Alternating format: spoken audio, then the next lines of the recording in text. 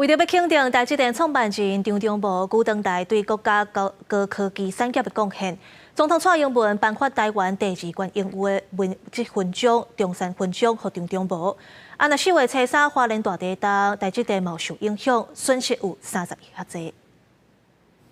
总统蔡英文亲自颁奖中山勋章给台积电创办人张忠谋，肯定伊长期以来对国家高科技产业的贡献，用技术、用创新，让世界看到台湾。台积电的创新商业模式，不但带领了台湾的半导体产业在最关键时刻站上了国际，更让台湾展现的韧性和拼劲，在全球的供应链中扮演关键的角色。在台湾建立了一个世界级科技公司的楷模。我要把这份荣誉与台积的全体同仁分享。根据勋章条例规定，中山勋章是台湾第2冠荣誉的文职勋章，今日摆伫蔡玉大勋章后边，卢秀莲、陈建仁拢得到这个勋章。主要颁授予统筹大家、安定国家、对建国事业有特殊功劳的人。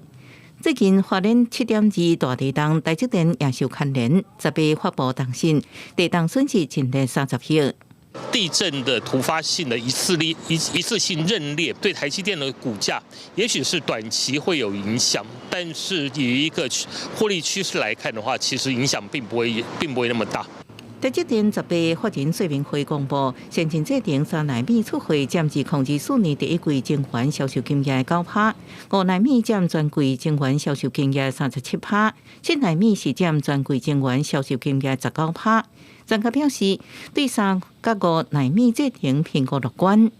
我也大胆的评估，台积电2024年的营收成长动能就是来自于3奈米。我们预估的话，到2024年底的话，产能将可以由现在将近是5万片左右的水准，然后提升到8万到10万片。专家表示，未来黑天鹅效应通货膨胀问题还未解决，下半年是不是会恶化，有缘爱国观察。加上热天电价干扰，虽然台积电顶半年表现比预期较好，不过下半年台积电获利恐惊前景也个温柔。记者综合报道。